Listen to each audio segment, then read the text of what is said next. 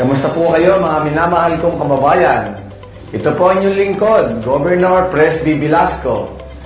Inaanyayahan ko po kayong manood at sumubaybay sa ating programa, Presby with Love. Kasama ko po dito si Speaker Lord Alan Velasco, dito sa Marinduque News Network, Lucky 7 Channel 3, Radyo Kamalindig at Radyo Natin Buwak. Atin pong tatalakayin at bibigyan linaw ang mga isyong napapanahon kaugnay po sa ating mahal na lalawigang Marinduque.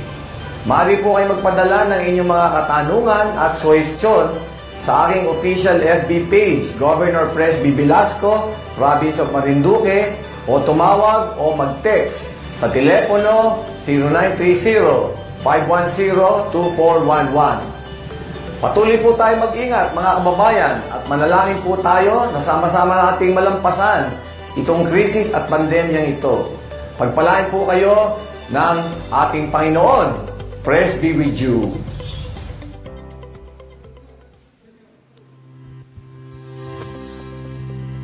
Magandang araw, Marinduque. Ako pong muli si Romeo Mataak Jr. ng Presidential Communications Operations Office, Philippine Information Agency. At mga kababayan, sumasayang papawid na naman po tayo. Nandito na naman po tayo sa isa namang episode ng Presby with Love, kung saan ay ilalahad po ng ating butihin at napakasipag na gobernador, Governor Presby, ang mga proyekto ng Kapitolyo. Gayon din tatalakayin po ni Governor ang mga napapanahong usapin na may kaugnayan sa pagpapaunlad, pagpapalakas at pagpapaigting ng ating pamahalaang panlalawigan. Ngayon ay sumasayang papawid na po tayo sa DZNS FM 94.1 Radyo Kamalindig at Radyo Natin Buwak 105.7 FM. Mga kababayan, napapanood na rin po tayo sa Marinduque News Network, Lucky 7 Channel 3 at live na naka-simulcast sa social media platform ng PIA Marinduque at sa official Facebook page ng Provincial Government, Governor Presby Velasco, Province of Marinduque. Kagaya po ng palaging sinasabi ni Governor Presby, welcome na welcome po kayo.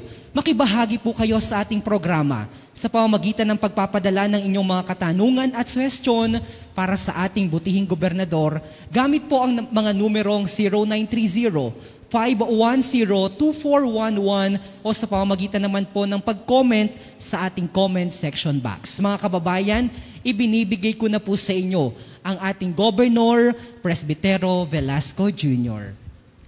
Maraming salamat, kapatid na Myong, at isang mapagpalang araw po ulit sa inyo mga kababayan. Dito po sa Buwak, sa Gasan, sa Mugpog ay kinakamusta po natin kayo mula kay Governor Presby. Papanood po natin ang ating programa, Presby with Love, dito po sa Lucky 7 Channel 3. Of course, yung Marinduque News Network. At dyan po sa Binavista ay mapapakinggan nyo rin naman po kami sa Radyo Kamalindig. Nandiyan po yung ating magaling na DJ Yash. Ano po? At talaga pong public service po ang palaging nasa isip at puso ni DJ Yash. At of course, dito rin po sa Buwak ay ang ating radyo natin Buwak. So, salamat po sa pagpapanood po dito sa ating programa, Presby with Love. Of course, kasama po natin ang ating magaling na pinagpipitagang speaker ng bansa, Congressman Lord Alan Velasco. So, iniintay po natin ang inyong mga suwestyon, mga hiling at ang inyong partisipasyon ay napaka-importante po dito sa ating programa. Opo. Governor, ang dami niyo pong mga activities na ginagawa po ngayon at talagang nag-iikot po kayo para ipaabot po sa ating mga kababayan ang talagang pagmamahal, pagpaparamdam ng pagmamahal po ninyo. Ngayon, sa pag-ikot po ninyo, importante na lagi dapat po natin kino-consider ang COVID. Ano po? So, gaano na po ba karami at ano na po ang status ng COVID-19 sa lalawigan? Mga kababayan, as of October 6, nitong 2021, ay nakalakpas po tayo sa 3,000. Ngayon po ay 3,135. At makikita po natin na meron pa rin pong mga bagong hawahan na nangyayari. So, talagang pinag-aaralan po nating mabuti ito para po talaga totally mawala na itong mga bagong kaso. Pero talaga pong kailangan po mga kababayan ang tulong ng lahat, lalo nga po doon sa sinasabi nating pagre-report ng simptomas. At nakikita po namin yung mga dinadala sa ating mga ospital, ayun pong medyo malala na po. Kaya yung nalalaman na lang po na may namatay po sa isang kabahayan na hindi na po nadala sa hospital. So, yun ang talagang tinitignan po natin. Sa ngayon po ay may total tayong 388 na active cases. At ang breakdown po niyan, mga kababayan, sa buwak po ay 150 po ang active na cases. At ang Binavista po ay 84. Ang Gasan po ay 64. Ang Torrijos ay 33. Ang Mugpog po ay 28. Ang Santa Cruz po ay 29. So, nakita po natin yung dati pong mataas ay bumaba na po. At yun naman dati pong mababa ay medyo tumaas. So, hinihiling po natin sa ating mga municipal governments at pati barangay governments doon sa mga apektadong mga bayan na lalo pong paigtingin yung pagpapatupad ng minimum health protocols at sundin po yung mga curfew at yung pong lalo na yung pagkakain o habang kumakain po ay tuloy ang usapan. Siguro po yung ilan ay nagkakaroon po ng konting inuman, nakakalimutan po na nandun po ang malakas na exposure So yun po ang ating talagang kailangang pigilin, yung ganyang wala hong maskara na proteksyon ay patuloy ang pag-uusap. At lalo po yung reporting ng simptomas, napaka-importante po. So kailangan po talagang tulong-tulong tayong lahat mga kababayan para po talagang bumagal-bagal at talagang totally ma-eradicate po natin itong COVID-19 virus sa ating lalawigan. And of course, ang po talaga ay kailangan nating makamit yung herd immunity na kailangan pong 169,000 po ang ating kailangan mabakunahan. Pero sa ngayon po ay marami na naman tayong nakuhang bakuna.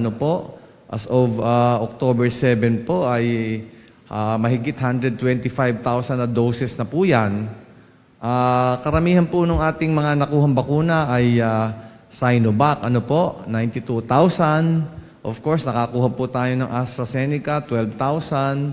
Sinopharm po ay mga 10,000 na nakuha po natin. Janssen po ay 9,000. Pfizer po ay 2,340. Pero ito po ang magandang balita dahil nga po sa pakikipagtulungan namin ni Speaker Lord Alan Velasco ay meron pong darating na 10,000 vaccines at pagkatapos po nun ay may nakatutok pang 17,000 vaccines So, sinabihan na po natin ang ating Provincial Health Office na padamihin na po yung ating vaccinators at meron na po tayong mga teams na nasanay na po, trained na po sila. At ang sabi ko nga po ay bakunahan to the barrios na ang gawin.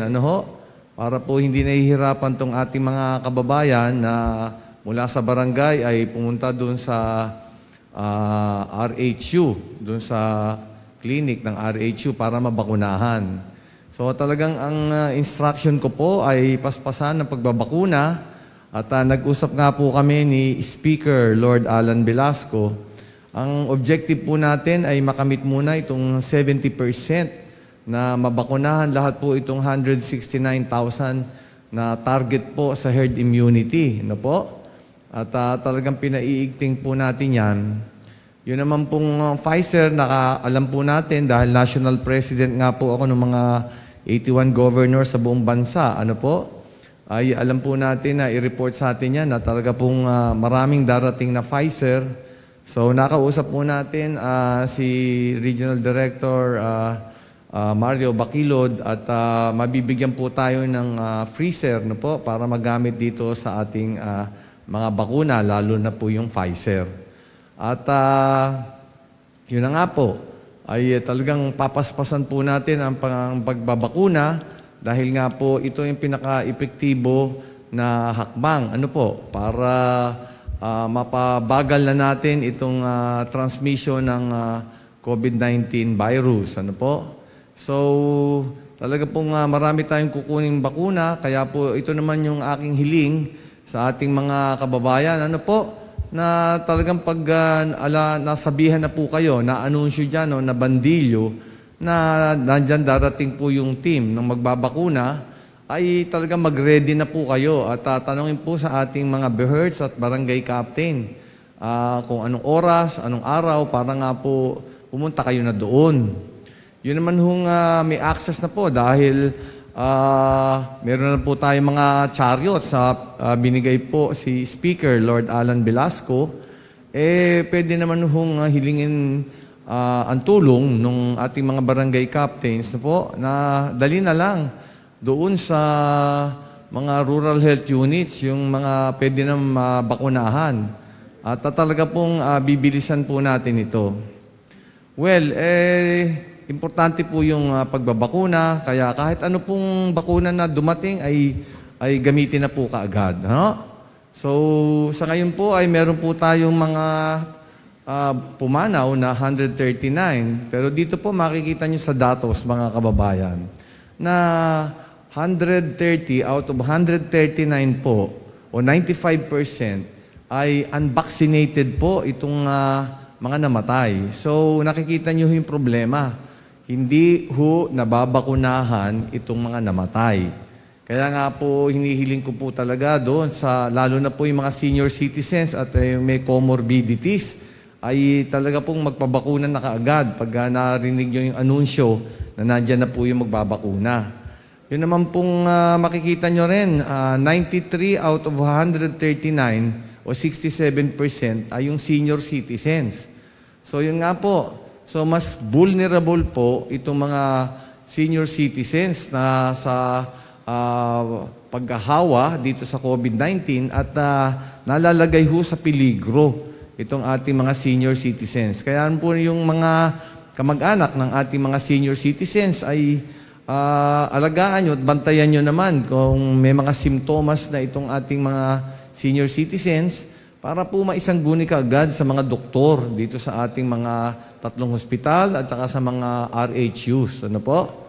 So yung 33% po yan ay ang below 60 years old. Pero talaga pong yung 67% nung pumapanaw ay yung medyo may edad na po. Ano po?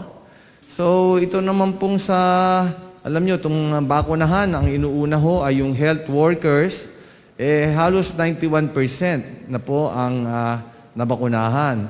Pero po yung balanse na 8.4% pala, ano po, na health workers na hindi pa nababakunahan at hindi nakukompleto yung second dose, ay tapusin na po. Dahil kayo po yung nandyan sa mga facilities natin. Ano po?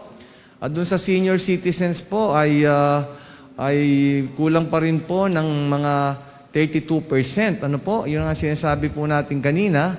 At mas exposed po tayo sa COVID at baka maging severe or critical at talaga pong masama ang mangyari. Ano po? Ito naman sa mga A3 po, yung may comorbidities, ay meron pa rin pong mga 14% po dyan na hindi na nababakunahan. Dapat po mabakunahan lalo po. Kasi po meron po kayong mga sakit no po? Yan po ang talagang magpabakuna na. Yung A4 po, yung mga essential workers, ay marami pa po itong ating babakunahan din. Ano po? So tayo po yung mga exposed din dahil nakaharap po tayo sa tao, kasama na po dyan yung mga uniform personnel, ay magpabakuna na rin po kaagad. Ang A5 po ay yung mga indigent citizens. Ano po? Kukunti pa lang po dito, 2% pa lang po. Ito po yung pinag-uusapan namin ni Speaker Lord Alan Velasco na paspasan po yung pagbabakuna dahil nga po, alam nyo naman, kailangan po talagang kompleto rin yung vitamins at saka zinc at saka yung pong ibang medisina. So ito pong mga kasama sa A5, basta po narinig nyo na ayan na yung bakunahan, pabakuna na po kaagad. Alright, so mga kababayan, patuloy po tayong mag-ingat kagaya po ng palagian namang pinapaalala sa atin ng ating gobernador at ng atin pong mga kasama sa pamahalaang panlalawigan at sa local government unit. Governor, itong panahon po na ito ay panahon kung saan ay kinakailangan muli nating mag-decide ano po at nitong Martes nga ni po ay opisyal na po ninyong ipinahayag at itinalaga po ang inyong sarili na muling tumakbo bilang pong gobernador sa pangalawang pagkakataon ng atin pong mahal at sintang lalawigan. Ano po ang naging konsiderasyon ninyo upang muling tahakin at sumabak sa politika sa susunod po na eleksyon? Alam niyo naman po mga kababayan at na nung 2018 ay nag-retire po ako sa Korte Suprema, no? Bilang hukom, justice, no po? So, maestrado. So, noon po ay naisip ko pong lumuhok sa politika para po makatulong dito sa ating lalawigan ng Marinduque. At yun na nga po, ay alam ko namang malakas pa tayo at may malaki na po ang ating experience at mga pagkaalam sa public service. Ano po? Kaya lumahok po tayo. So, nanalo naman po tayo. Salamat sa suporta ng ating mga kababayan. Pero ito na nga po ay pang third year po nitong ating termino. Alam nyo naman po ay marami pa tayong ini-implement na mga proyekto na hindi naman basta ka matatapos ka agad eh. At kailangan pa po ng ilang taon para makumpleto po itong mga proyekto na ito na alam po naman natin na makakatulong sa ating lalawigan ng Marinduque. Ano po? So yan po ang nagbunsod sa akin para lumahok pa ulit at mag-isip na magpatuloy pa at lumaban sa pangalawang termino dahil ayoko naman na bitin yung ating mga proyekto na gagawin at ito po ay mga proyekto na makakasolve po sa problema ng ating lalawigan. At marami po tayong mga suliranin at problema of course na nadatna nung nagsimula po tayo ng termino noong 2019. So, nandiyan po yung tubig, yung kuryente, yung marami pang kailangan gawing infrastruktura, FMR, yung ating pong mga multi-purpose buildings at covered courts. At marami pa po tayong kailangan gawin sa tourism industry, doon po sa agriculture. So, kaya nga po, kailangan pang isang term at alam niyo po napakabilis ng panahon. Pangalawa po ay medyo itong COVID na nangyari ay medyo po talagang iba ho ang galaw natin sa pag-i-implement ng mga proyekto. Yan po nagbunsod. Ang talaga pong nasa puso natin ay makapaglingkod at masolve po itong mabibigat na problema na ating nadatna nung tayo po ay nanalo noong 2019. Opo. Governor, sa inyo pong unang termino, bagamat hindi pa po ito nagtatapos, bilang gobernador at ama, tinitingala at tinitingnan ng ating mga kababayan, ano po ang mga malalaking suliranin na inyong natugunan o nasolusyonan na para mabatid naman po ng ating mga kababayan na talagang hindi po kayo natigil at actually hindi po kayo talaga natulog, kaunti ang tulog, Governor, just to provide the needed services and projects para sa ating mga kababayan. Well, nabanggit ko nga po, mga kababayan, na nadatan ko po yung problema sa tubig, sa kuryente, sa infrastruktura, although marami na po rin talagang nagawa si Speaker Lord Alan Velasco, yung pong sa medical services natin, yung sa hospital system, at yung pong sa hanap buhay ng ating mga tao, sa agriculture, at sa tourism industry. So, yan po yung mga nadatan nating mga problema. Kaya po nung nanalo tayo at nag-umpisa ang ating termino nung June 30, nung katanghalian ng 2019, ay talaga pong mabilis tayong nag-aksyon at tinignan na po natin kung ano ang mga solusyon. Doon sa tubig po ay kaagad po nating nakipag-usap kay Governor Pepito Alvarez ng Palawan government, na provincial government. At mabait naman po siya at talaga pong nagbigay kaagad ng tulong at yung kanyang engineering team ang nagsagawa po ng feasibility study ng ating Marinduque Water Supply Project. At ganun nga po ang nangyari, natapos po yung feasibility study at nag-usap po kami ni Speaker Lord Alan Velasco at kumuha naman po kaagad ng pondo si Speaker. Kaya po nakapag-download po ng 390 million. At sa ngayon po ay napili na po yung mga miyembro ng Board of Directors ng Water District ng Marinduque at meron na rin pong General Manager na napili at itong darating na araw po ay mailalabas na po siguro yung Certificate of Conditional Conformance at patuloy na rin pong ginagawa ng engineering office ng Local Water Utilities Administration, ito pong mga design ng paglatag po ng mga facilities po para po sa Marinduque Water Supply. So tuloy-tuloy po yan at uumpisan po yan itong taon na ito. Po? At nandyan na nga po ang team ng ating LUWA para po magsagawa pa po ng mga iba pong mga studies at surveys at kumukuha rin po sila ng samples. Ganyan po nangyayari. So, nakikita ko po na mauumpisahan po itong Marinduque Water Supply Project. At tingin ko po ay mga 1 o 2 taon pa po yan bago po makompleto.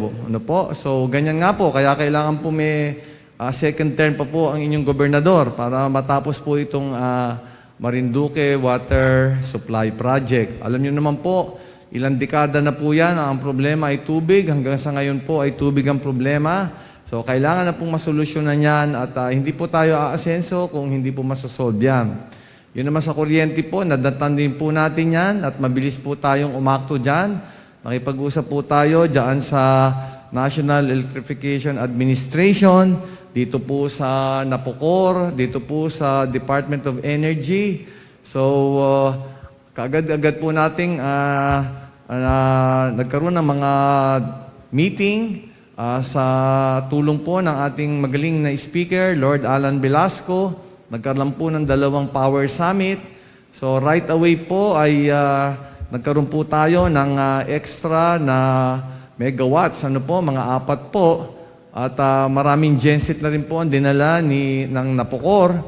At nitong huling araw po ay nadala naman po yung power barge na, additional 4 megawatts pa po yan. So, ngayon po ay talaga naman pong sobra na rin po ang megawatt na ating nasa poder o nandito na po sa Marinduque. Ngayon, ang plano po talaga ay talagang maglagay ng submarine cable. Yan po ang plano namin ni Speaker Lord Alan Velasco. Nandyan na po sa Energy Regulatory Commission po yan. Tatapos na po ang hearing. So, pag na-approve po yan, ay sisimula na po yung project ng submarine cable. Yung submarine cable po ay mula Marinduque, papuntang Mulanay, Quezon. At mula po Mulanay ay kakabit po yan sa Luzon Grid.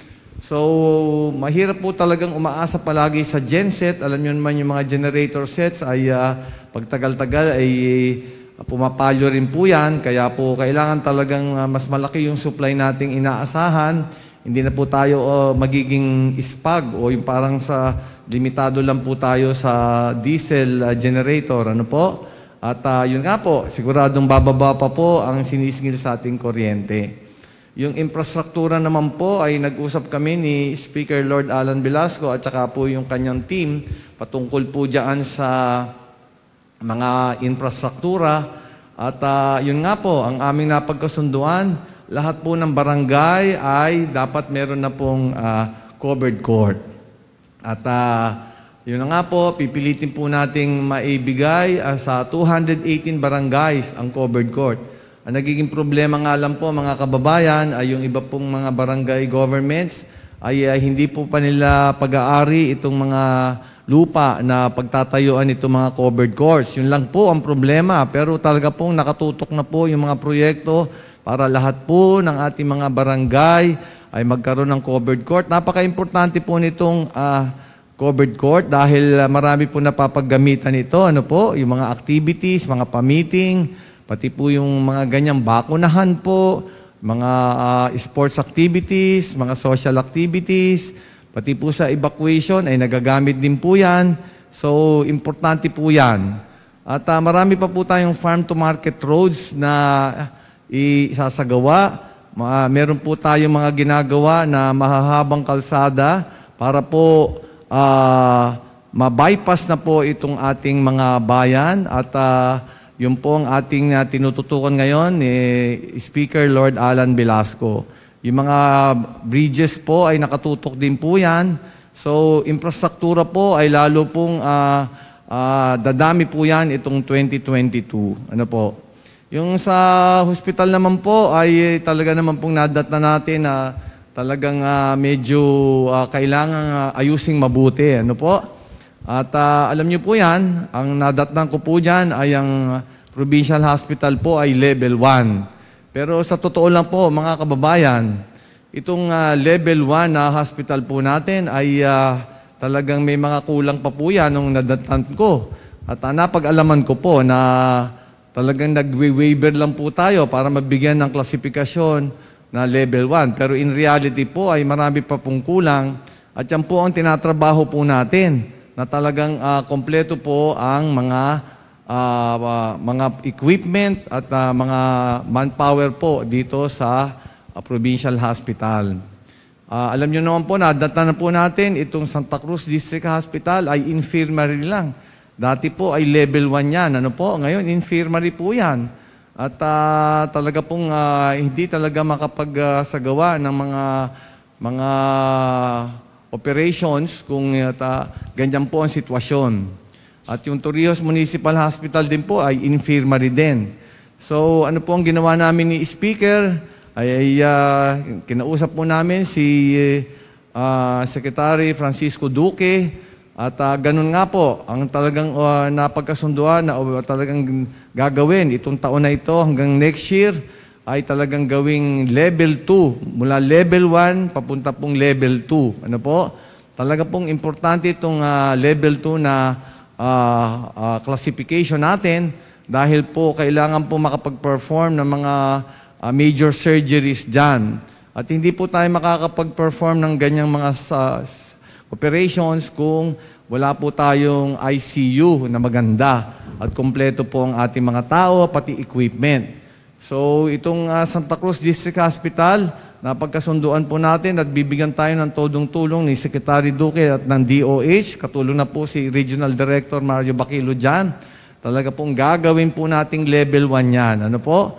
At yung Torrijos Municipal Hospital ay gagawin munang emergency hospital and then eventually po ay magiging level 1 yan. Kaya nga po yung nakuha po nating suporta sa equipment ay halos po mga 360 million doon sa infrastruktura para po maging level 1 to level 2 yung ating provincial hospital. Yung Santa Cruz District Hospital ay infirmary to level 1 ay mga 410 million po ang nakatutok dyan para po maayos mabuti. And of course, yung ginawa po namin ni Speaker ay nagkaroon na po tayo ng mga agreement sa mga iba-ibang mga regional hospitals. At ang problema po talaga ay yung mga doktor, mga nurses, mga medtech, at iba pa pong mga personnel, radtech, ganyan po. So, talaga pong kailangan tutukan itong hospital system. Ano po? At hindi po tayo titigil, hindi po kami titigil ni Speaker Lord Alan Velasco hanggat hindi po natin naaayos itong hospitals natin sa Marinduque. Sa katunayan nga po ay ilulunsad itong ating scholarship program para po magkaroon po tayo ng mga estudyante na balang araw ay magiging mga doktor, mga nurses, and of course may mga agreement po yan dahil tayo po ang gagasta dyan para talaga pong may available tayo talagang magsisilbi ng mga doktor at nurses sa ating mga hospital. And of course, ang ating mga tourism industry ay kailangan pong patibayin. Sa ngayon po ay may COVID pa, hindi pa po tayo masyadong imbita ng mga turista, pero ang mga nakalinya pong tourism projects ay yung Balanacan View Deck po na papagandahin at meron pong muryon dyan na ilalagay. Yung Backward Hill Tourism Center ay gagawin po yan. Yung pong Malibago Adventure Park ay may maganda pong gagawin tayo dyan at kompleto po yung mga activities na magagawa. Yung Bangwayin Picnic Grove, napakaganda po doon. Gagawin po natin yan. Napakaganda po ng view doon. Yung ating pong Maniwaya Circumferential Road ay isasagawa po natin yan para po lalong sumipa ang tourism sa Maniwaya. At marami pa po tayong mga dapat gawin. Yung Baltasar Island po, Lighthouse, ay re-rehabilitate natin. Magiging tourist area yan. Of course, yung Torrijos, Puktoy, White Beach po ay lalo pong pagagandahin. At ito namang Buwak Heritage District dito ay ayusin po natin mabuti para yan po ay madaling ma-access ng ating mga turista. At of course, yung ating i-improve pa natin, yung Morion Village at yung museum, yan po ay pagagandahin lalo. Yung sa Baliis po, Mount Baliis tourist area, ay atin pong gagawin yan. Ano po? Meron din pong Children's Park sa Torrijos. At doon po sa Hainon Hills ay i-develop din po yan. Yung Malbog Sulphur Springs po sa Buenavista, yan po ay ating hinahanapan ng pondo. Yung access road po sa Talao Caves at Bintakay Caves ay gagawin po yan. Yung mga access roads ay importante po. At yung i-develop din po yung Paadjaw Falls. Yan. So nakita nyo, marami po tayo talagang mga dinidevelop at importante pong mag-develop na ngayon habang nandiyan pa yung COVID. Yung Kawa-Kawa Falls po, i-develop. Yung Mumpong Island po ay nakaporma po yung development. Yan po ay nakapaloob lahat sa Tourism Master Plan, ano po, na kinuha po nating consultant. At yung tourism po ay talagang nakikita natin na ito yung makakapagdala ng malaking revenues, kaya po dyan tayo nakatutok, mga kababayan. Napakadami pong mga programa at proyekto na naka-line up. Kaya sadya nga po, sabi mo nga ni po Governor ay talagang kulang po yung 3 taon para po maisakatuparan lahat ng mga proyektong yan. Actually, sa paggawa po ng strategic plan ay talagang ang minimum po niyan ay 5 taon. Kaya naman, ito nga po, at muling umaapila po ang ating gobernador para po sa inyong pagtangkilik. Anyway, nakipagpulong po kayo sa mga may-ari ng taksay at mga mangingisda nitong mga nakalipas na araw. Ito po ay para masolusyonan ano yung kanilang mga suliranin. Ano-ano po yung mga napag-usapan at napagkasunduan po sa panig ng ating mga mahal na mga mangingisda? Ganun nga po ang nangyari. Nakipag-usap po tayo dito sa mga may-ari ng taksay at yung mga mangingisda pong maliliit. At meron din pong nagrepresenta doon sa mga ating mga consumers. Ano po? So, napag-usapan po at nagkasundo, mga kababayan, na magkakaroon po ng arrangements dito sa ating mga may-ari ng taksay. Kung paano po yung mga araw na dapat silang lumabas, at kung saan lugar po sila pwedeng manghuli ng isda. Ano po?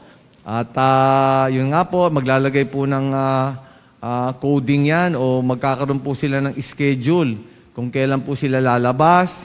At of course, binigyan diin po natin na kailangang sumunod tayo sa mga batas at regulasyon. Ano po? Pero napagkasunduan po na may mga arrangements po tayong gagawin para po makahuli naman na maganda itong ating mga taksay o pangulong. At yun din namang mga maliliit na mga isda ay maproteksyonan din at lahat po sila ay kumita. Napagkasunduan po na kailangan pong yung mga taksay, pag nakahuli po, ay kailangan magbaba ng 10 to 20% ng kanilang huli doon sa bayan kung saan sila nakarehistro. Ano ho? At napag-usapan po na sila naman ay babayaran ng cash at tutulong po ang provincial government para po maisagawa itong arrangement na ganito. Kaya po natin nire-require na magbaba ng 10 to 20% po ng kanilang huli dito sa mga kanya-kanyang bayan ay para po masiguro na may adequate supply po ng isda at seafoods itong ating mga kababayan. At maganda naman ang presyo. Ano po? Lalagyan po natin ng price ceiling itong mga ibibenta sa merkado na galing po dyan sa mga taksay. At ang gagawin naman po ay babayaran naman po kaagad yung mga nakahuli ng taksay. Yung ng mga isda po. At ngayon, kung yung balanse po ay pwede na po nilang dalhin sa Lucena kung gusto po nila. So, lahat po ay pinoproteksyonan dito sa napagkasunduan at pupuntahan po sila ng ating Provincial Agriculture Office na mga opisyales at aayusin na po itong mga schedule. At yung pricing po ay pag-uusapan at yung nga po 10 to 20% ibababa. At sinabi rin naman po natin na itong ating mga may-ari ng taksay o pangulong ay mag-set aside ng a certain amount, no? Bawat huli para po na parang pondo po yan para sa kanilang mga empleyado na alam po natin ay mas nahihirapan ho pag yung hindi nakakalabas dahil nga po walang huli o hindi makalabas para makapanghuli. So, ganyan po yung mga arrangements natin ginawa at para po lahat naman ay mabiyayaan at mabigyan ng tulong. Ano ho? So, parang win-win ho yung ginawa namin at titignan po namin. Pinangako naman po natin sa kanila na nakatutok po ang provincial government para po lahat ay makinabang dito sa ating ginawang programa ng pangingisda po nitong mga pangulong, yung mga maliliit na isda. At yun namang maproteksyonan yung presyo para sa ating mga consumers. Siyempre, Governor, kung pinag-uusapan natin at nagbibigay po kayo ng tulong sa ating pong mga mangingisda, of course, yung mga magsasaka, ano po, ay patuloy din po ang mga intervention na inyong ginagawa. At kamakailan nga po, ay nagsagawa po ng Hog Trading Stakeholders Meeting. Ano po ang sa pangunguna po ninyo at ng Provincial Veterinary Office? Ano po, Governor, yung napag-usapan, lalo't higit doon sa tinatawag na farm gate price? Well, yun na nga po ay nagkaroon po ng mga development dito sa bilihan ng ating baboy sa merkado, sa labas ng probinsya natin. Ang nangyari po ay may mga importation po ng baboy. Kaya nga po bumaba naman yung mga presyo ng mga bumibili dito sa NCR at sa ibang lalawigan. Kaya po bumaba yung presyo ng baboy. Kaya nga po ang bilihan naman daw dito ay bumagsak ng 100 o 110 na live weight. So kaya po tayo nagpatawag at nagkaroon po kami ng meeting kahapon. At yun na nga po, sinabi ko naman na kailangan ay magtulungan lahat at kawawa naman yung mga nagpapalaki ng baboy, lalo na po yung puti o white breed, ay kailangan po nung suportahan sa presyo naman. Dahil nga po, noong dati ay mataas ang presyo at mahal yung feeds. Ngayon po ay masyadong mababa, malaki naman ang malulugi. So napagkasunduan po na yung farm gate price sa puti po ay 120. So yung pagbili po ng baboy na puti ay hindi ho bababa ng 120. Pwede hong taasan yon, pero hindi ho bababa ng 120 at pumayag naman po sila. Tapos ngayon po, dito naman sa native pig na malakas po yung demand ay ang tanda ko po ay ang farm gate price ay 160. Yun po, hindi bababa sa 160 yung binibili na native pig. Pero yun nga po, ay pwede namang tumaas po ang bilihan at malakas po ang demand dito sa ating native pig at naging popular po at talaga naman pong hinahanap-hanap at masarap po itong ating native pig. Ano po? At yun ang pong mga inahin at barako ay 100 po, 100 per kilo po ang farm gate price. Doon naman po sa suggested price ceiling, yung mga binibenta po na karne ng baboy sa palengke ay 235 po ang price ceiling. Ano po? So, hindi po dapat tumaas daw ng 235 itong binibenta sa palengke. Yan po yung napagkasunduan nila at ilalabas po natin yung ating executive order papunta dyan. Yung mga traders po ay pwede pong maglabas ng 125 na baboy sa puti every month or 100 na native pigs every month. Pero ang provincial veterinarian po ay pwede pong itigil na po yung pagbenta pag ang total po na dami ng baboy na naibibenta sa loob ng isang buwan ay lalakpas po sa 8,000. Kailangan po namang ayusin mabuti yung pagbibenta at baka maubusan din naman po tayo ng baboy, pati po yung mga inahin. Ito po, ang executive order ay magiging effective lang po hanggang November 30 at sabi ko, bago dumating yung araw na yon ay magmi-meeting po ulit itong ating mga nagpapalaki ng baboy, mga traders at ito pong representante ng mga namimili. Okay. Governor, may concern lang po ako. Halimbawa po bang nag-violate, hindi sumunod po yung halimbawa nagbebenta ng baboy dun sa presyo na binanggit po ninyo kanina, meron po ba silang karampatang parang violation sa batas? Well, nakalagay po yan dyan sa ating executive order at pwede po naman lagyan natin ng penalties po yan. Ang sinabi po natin, pag hindi po kayo sumunod, lalo po yung traders, ay pwede pong hindi sila bigyan ng permit to transport. Ano po? Hindi na sila makakapagbenta rin. Kasi nga po, ang usapan dyan, bago po sila kumuha ng municipal permit sa munisipyo, ay kailangan muna silang kumuha ng permit to transport. No po? At pag napag-alaman po natin na hindi po nila sinusunod dyan, siyempre, hindi po rin sila makakapagbenta. So, mapipwersa po talaga silang subunod. So, ganun po ang mangyayari niyan.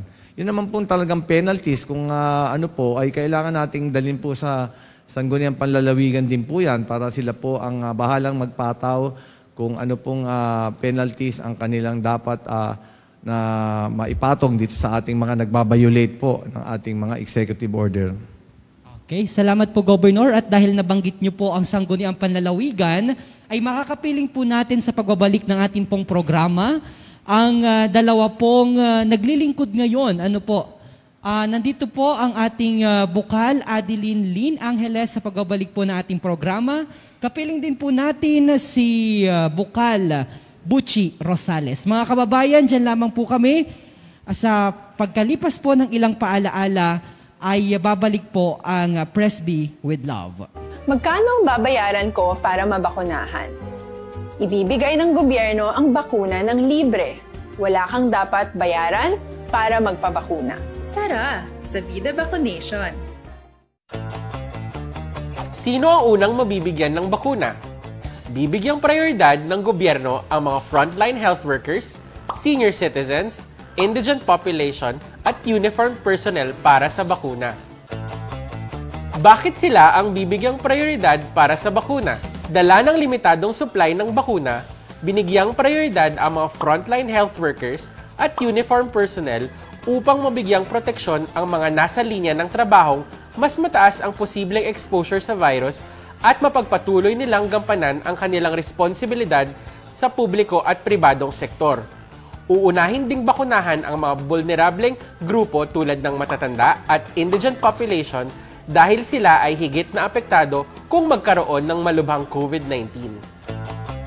Pwede ba akong bumili ng bakuna sa pribadong klinika or parmasya? Hindi maaaring bumili ng bakuna mula sa pribadong klinika o parmasya. Sa kasalukuyan, ang gobyerno lamang ang otorisadong bumili at mamigay ng bakuna. Hanggat wala pang full market authorization ang Philippine FDA, walang maaaring magbenta ng kahit anong bakuna sa COVID-19 sa publiko. Libre ba ang bakuna para sa prioridad na grupo? Ang gobyerno ang sasagot sa bayad sa bakuna para sa ating kababayan na kabilang sa prioridad na grupo. Kung hindi ako kasama sa prioridad na grupo, paano ako makakakuha ng bakuna? Patuloy ang pakikipagnegosasyon ng gobyerno para masiguro ang sapat na supply para sa lahat ng Pilipino, kabilang ang mga hindi nasama sa prioridad na mga grupo. Ano ang kailangang gawin sa araw ng pagbabakuna? Pumunta kayo sa vaccination site kung saan ka nakalista. Huwag kalimutan magsuot ng face mask at face shield.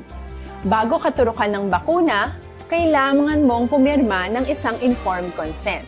Sa pagpirma ng dokumentong ito, ay pinapatunayan mo na voluntaryo kang magpapabakuna at alam mo ang mga benepisyo at posibleng side effects nito. Huwag din kalimutan ang mga minimum public health standards habang nasa vaccination site.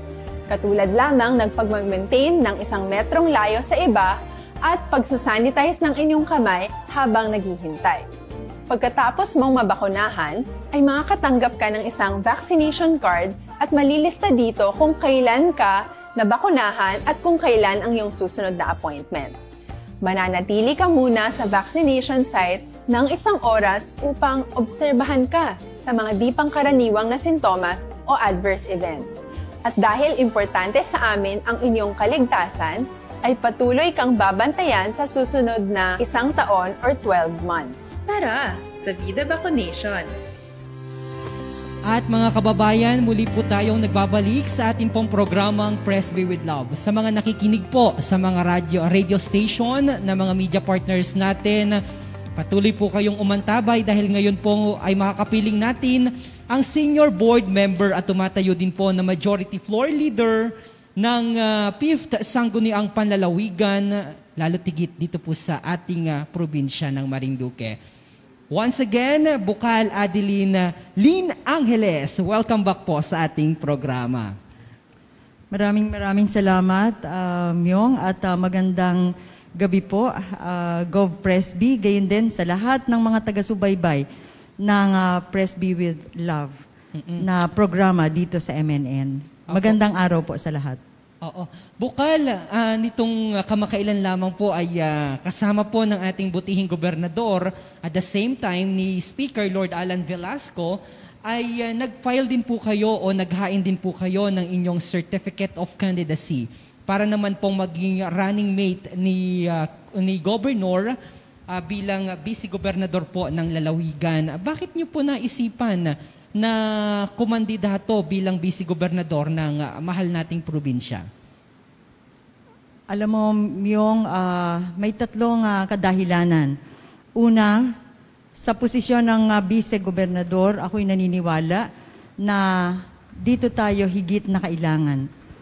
Dito natin higit na magagamit yung ating competencies, yung ating kaalaman, kakayahan, ang ating pinag-aralan sa batas, ang ating 15 taon na eksperyensya sa bilang lokal na mambabatas, gayon din yung lahat ng ating skills and values na tinetreasure. Palagay ko, ito ang posisyon ngayon na kung saan higit natin itong magagamit at pakikinabangan ng ating mga kababayan. Alam mo, Myong, sa mga taong malalapit sa akin at nakakikilala sa akin, alam nila na si Lynn Angeles pumasok sa daigdig ng politika, sa serbisyo publiko, na ang aking basihan lagi ay kung saan ako kailangan. Kaya nga tayo nakilala na wala tayong masyadong long-term plan pagdating sa politika. Minsan nasa politika, minsan wala sa politika, minsan bokal, hindi natin tinatapos ang pagiging bokal, at minsan ay sinusubukan natin ang ibang posisyon. Ito po ay sapagkat ang aking prinsipyo pagdating dyan ay ang official position ay mekanismo ko lamang upang gampanan ko ang inaakala kong misyon ko at bokasyon sa buhay. So, kung saan ko higit na nakikitang kailangan ako, at that moment, doon ako. And sabi ko nga po, at this very moment, ako'y naniniwala na ang pagiging Vice Governor na siyang pinuno ng Sangguniang Panlalawigan at tumitimon sa Sangguniang Panlalawigan ang inaakala ko na tawag ng aking misyon sa buhay sa pagkakataong ito. At ikalawa, na dahilan ay, alam niyo, sa gitna ng pandemya, in spite of the many challenges and difficulties na dinadanasan ng ating lalawigan, ako ay naniniwala na under the present administration ni Gov. Pres. B. Velasco, ni Speaker Lord Alan Quinto Velasco, we are on the right track. And hindi ko mapalagpas ang pagkakataon na maging kabahagi ng patuloy na pagkilos tungo sa tuloy-tuloy na pag-asenso sa bagong siglo ng ating lalawigan. It may, pwedeng sabihin ng iba na, paano mangyayari ang asenso? Samantalang pandemya nga. Kaya nga, higit na kailangan ng mga seryosong leaders.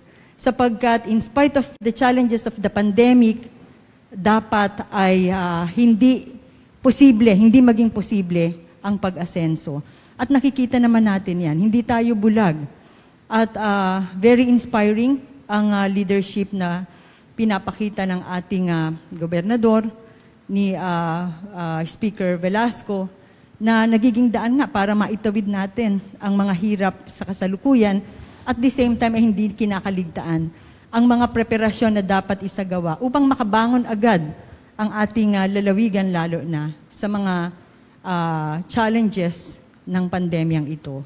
At ikatatlo na dahilan, ako'y naniniwala na sa posisyon ng Vice-Gobernador, higit kong maiisulong yung aking mga personal advocacies.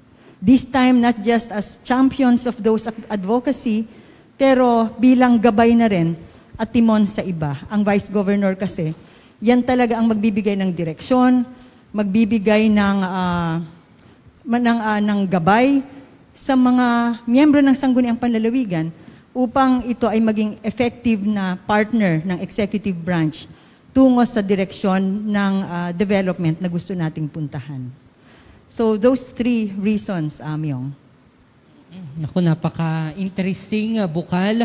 Last question po, dahil sinabi niyo po na kayo ay matagal na rin po na naglilingkod sa ating lalawigan, ano po ba, o bilang board member ng Sangguniang Panlalawigan, ano po ba, o meron ka po bang maipagmamalaking bill o ordinansa na naipasa o inakda na ngayon ay nararamdaman ng ating mga kababayan? Kasi lagi po nilang sinasabi, hindi naman namin nararamdaman yung ginagawa nyo dyan sa Sangguniang Panlalawigan. Bukal.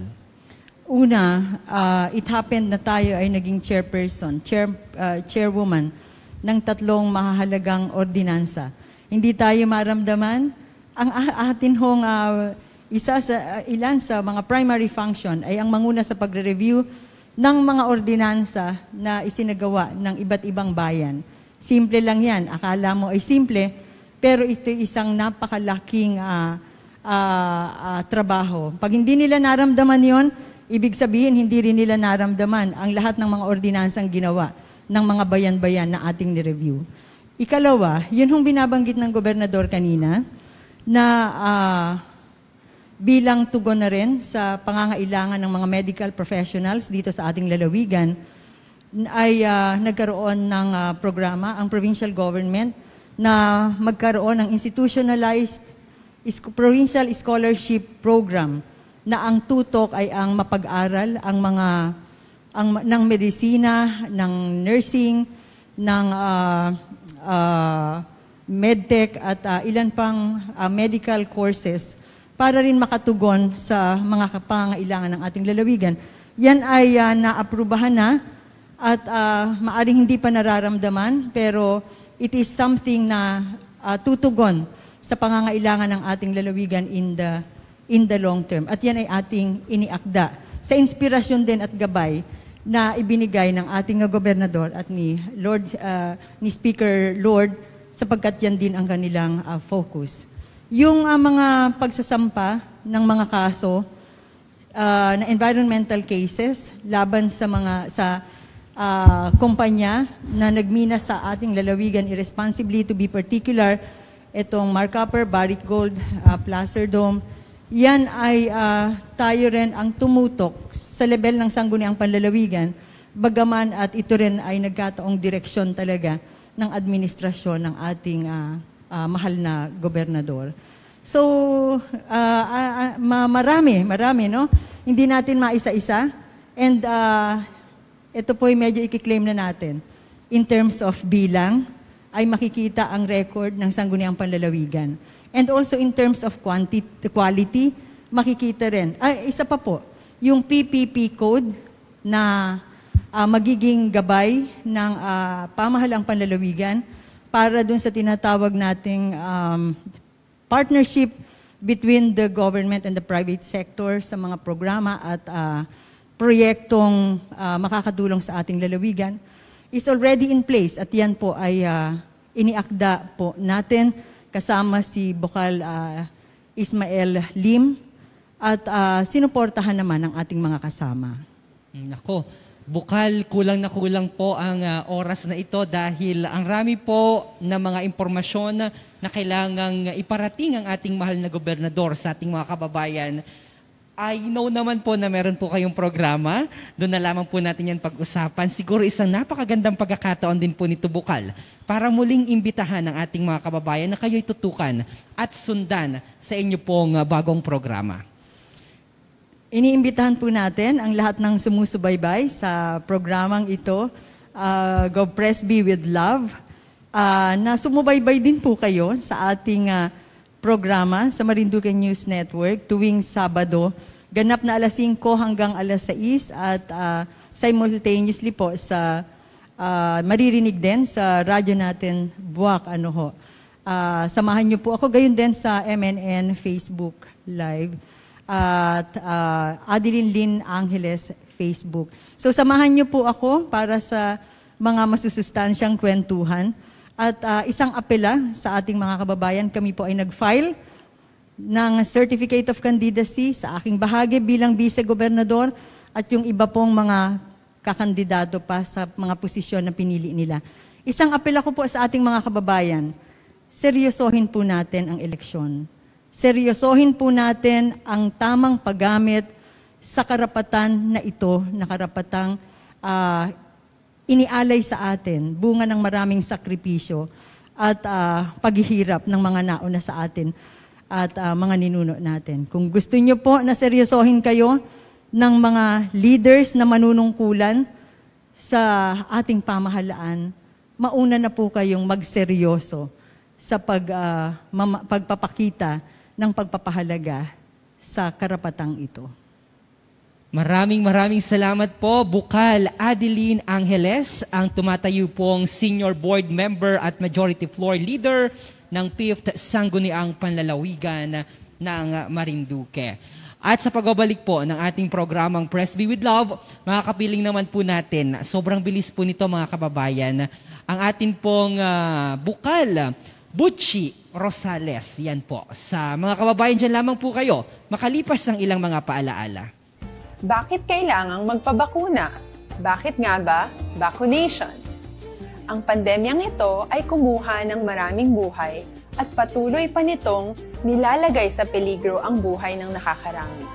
Pinahina din nito ang ating ekonomiya at maraming Pilipino ang nawalan ng trabaho dahil dito. Sa pagkatuklas ng bakuna laban sa COVID-19, nagkaroon tayo ng oportunidad na malabanan ang pandemyang ito. Sa tulong ng mga bakuna, ay may iwasan natin ang sintomas ng impeksyon at posibleng maiwasan din ang malalang impeksyon at matigilan ang pagkalat nito. Gayunpaman, Gaya ng iba pang mga bakunang ginagamit sa nagdaang dekada, ang abilidad nitong protektahan ang ating komunidad ay tataas lamang kung hindi bababa sa 70% ng ating populasyon ay bakunado. Halimbawa, kung ang iyong barangay ay mayroong 100,000 katao, hindi dapat bumaba sa 70,000 ang dapat mabakunahan upang matiyak na proteksyon ang buong komunidad. Kaya ating tandaan, ang pagbabakuna ay hindi lamang para sa iyo o sa iyong pamilya. Ito ay para din sa iyong barangay, lungsod at probinsya. Tara, sa Vida Vacunation! Kailan at saan ka dapat magpabakuna? Ang inyong national government ay nakikipag-ugnayan sa mga lokal na pamahalaan upang maihatid ang bakuna sa inyo. Ang lokal na pamahalaan or LGU nyo ang maghahanda ng pagpaparehistro at pag-ayos ng schedule ninyo sa pagpapabakuna. Mangyaring abangan ang anunsyo at instructions na magmumula sa inyong mga mayor or governors ukol dito. Tara, sa Vida Vacunation! At muli po tayong nagbabalik mga kababayan sa atin naman pong programang Press B with Love. At sa pagkakataon pong ito ay makakapiling naman po natin ang Sangguniang Kabataan Provincial President sa katauhan po ni Bukal Loren Rosales. O mas kilala po ito, lalo na sa mga barangay, na si Bukal Butchi, lalong-lalo na ng mga kabataan. Bukal, ano-ano ba ang mga pangunahin mong ginagawa bilang ikaw ang kinatawan ng mga kabataan sa Sangguniang Panlalawigan? Unang sa lahat, nais ko munang bumati sa ating pong mga tagapakinig. Siyempre po sa inyo, Sir Myong, sa ating pong minamahal na Governor, at sa inyo pong lahat na nakikinig ngayon sa Press B with Love. Isang magandang araw po sa inyong lahat. Ito po ang inyong lingkod, ang Pangulo po ng Sangguniang Kabataan ng ating lalawigan, Butchi Rosales. Bilang Pangulo po ng Sangguniang Kabataan ng ating lalawigan, ayon na rin po sa RA 10742, ay ang una pong mandato ay ang mag-initiate at mag-implement ng mga programang pangkabataan, as well as umupo po tayo bilang Sangguniang Panlalawigan member. At para matutukan ang magiging programa para sa mga kabataan ng ating lalawigan. Okay. So, Bukal, medyo marami ngayon ang mga suliraning kinakaharap ng ating sektor ng kabataan. Lalo't higit yung kakulangan halimbawa sa quorum sa mga barangay dahil halimbawa kulang ang walang SK chairman o walang SK kagawad. Papaano ang ginagawa niyong tulong para masolusyonan yung pangkaraniwang problema ng ating mga kabataan sa bawat barangay? Tama po yan. Sa katunayan po, simula pa lamang po ng aming termino, nakitaan na po natin talaga ng isang malaking problema ang sangguniang kabataan ng ating lalawigan. Sa katunayan po, mayroon pong mga barangay since 2018 ay wala pong umuupong SK chairman. At iyan po naman ay inilapit natin sa ating DILG, sa COMELEC. At sila naman po ay agad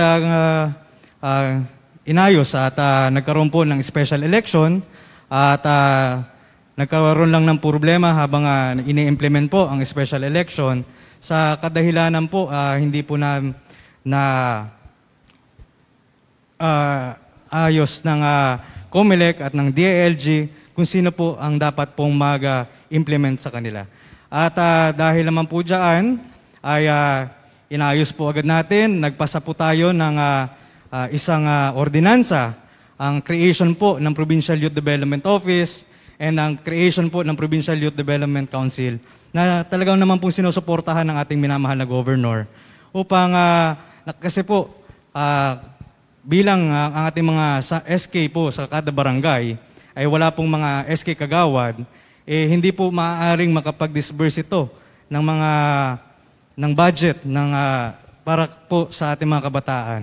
Kaya po bilang SK President, ako naman po ay talagang proud naman ngayon sa mga SK Chairman natin dahil pinipilit po nila magkaroon ng programa sa kanilang barangay with the support na rin po syempre ng ating minamahal na Governor at ni Speaker Lord Alan Velasco. At kaalinsabay ng mga tulong at serbisyo, mga programang ipinagkakaloob mo sa sektor ng kabataan, partikular sa mga kabataan sa ating lalawigan, ikaw ngayon ay tatahakin mo na ang mas mataas na responsibilidad. Ano ang nag-udyok sa iyo at bakit ikaw ay tuluyan na kakandidato para sa posisyon naman sa Sangguniang Panlalawigan? Yan po. Totoo po, ang inyo pong lingkod ay nag-file nitong October 5 bilang Sangguniang Panlalawigan member sa 2nd District po ng ating lalawigan.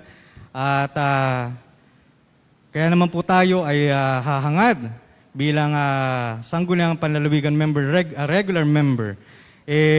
Gusto po nating palawakin at palawakin pa ang ating pinagsisilbihan at dahil po si Bukal John Fernandez po ay mag-end term na at siya po ang chairman ng agriculture, nakitaan po natin talaga na dapat nating tutukan yung ating agricultural sector.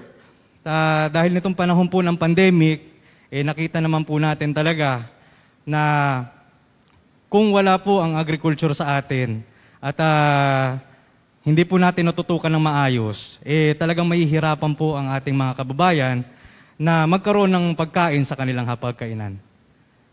Okay, so gusto kitang maging makakwentuhan pa, Bukal Butchie, pero limitado lamang ang ating oras. Maraming salamat sa pagbibigay ng pagkakataon para maging kabahagi namin dito sa Press Be With Love.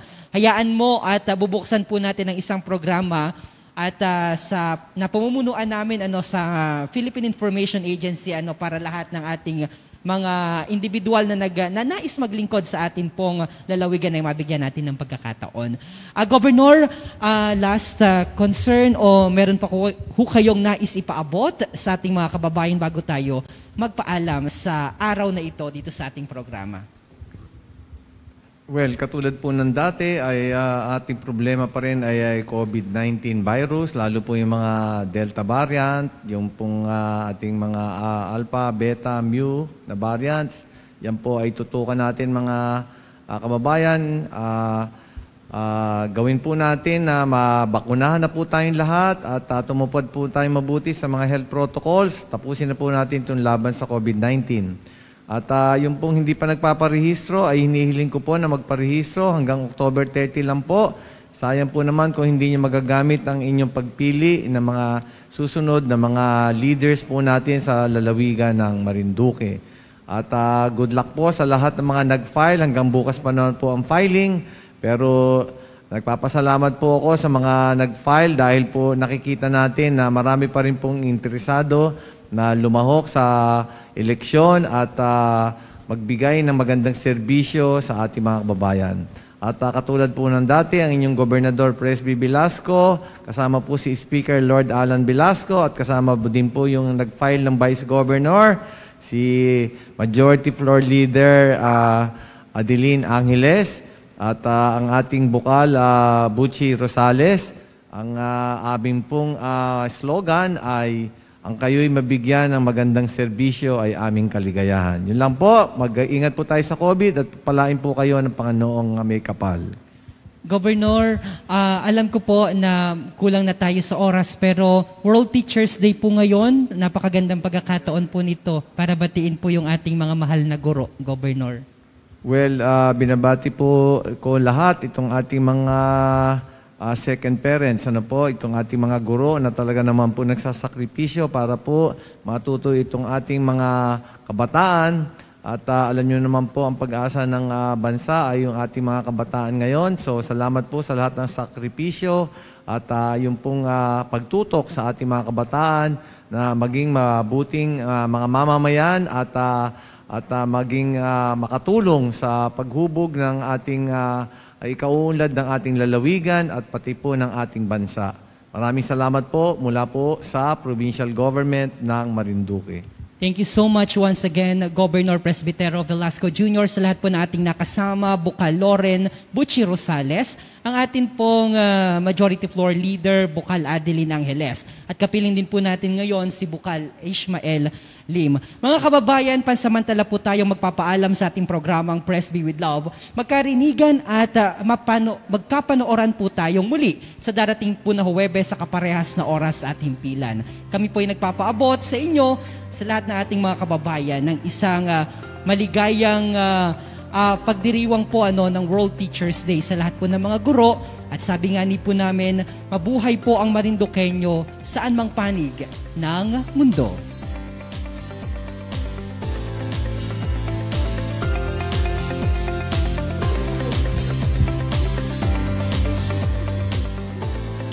Kamusta po kayo mga minamahal kong kababayan? Ito po ang inyong lingkod, Governor Presby Velasco.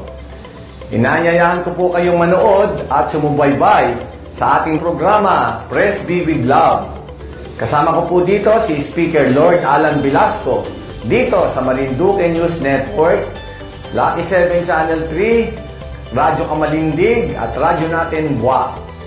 Atin pong tatalakayin at bibigyan linaw ang mga isyong napapanahon kaugnay po sa ating mahal na lalawigang Marinduque. Maaari po kayo magpadala ng inyong mga katanungan at suwestyon sa aking official FB page, Governor Presby Velasco, Province of Marinduque, o tumawag o mag-text sa telepono 0930-510-2411. Patuloy po tayo mag-ingat mga kababayan at manalangin po tayo na sama-sama nating malampasan itong krisis at pandemyang ito. Pagpalain po kayo ng ating Panginoon. Presby with you.